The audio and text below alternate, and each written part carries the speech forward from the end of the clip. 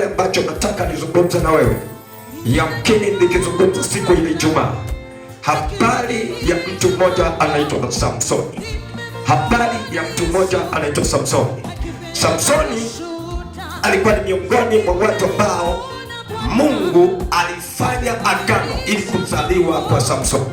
Samsoni ni mtu ambaye hakuzaliwa kwa matakwa ya wanadamu.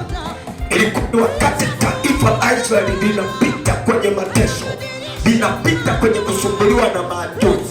Mungu aliamua kumwandaa Samsoni kwenda kuwa suluhisho, wanamwita mwamuzi, kati ya maadui ambao walikuwa wameikabili taifa la Israeli kwa muda mrefu. Samsoni toka akiwa tumboni mwa mama, Mungu alituma ujumbe kwa ajili ya habari za kuzaliwa kwake mtoto huyo anayeitwa Samsoni. Jina lake lilikuwa ni jina ambalo mbingu zilitamka kwamba ataitwa Samsoni.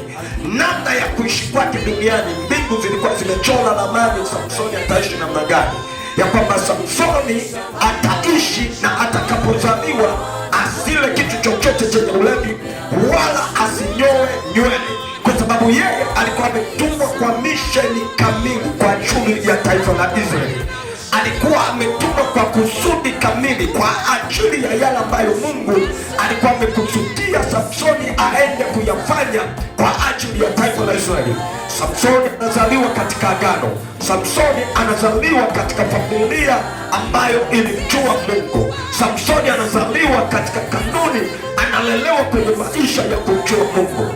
Samsoni anapewa shughuli ya kufanya, haijalishi inaonekanaje leo, lakini shughuli ya Samsoni ilikuwa ni shughuli iliyokuwa imeruhusiwa na Mungu aifanye.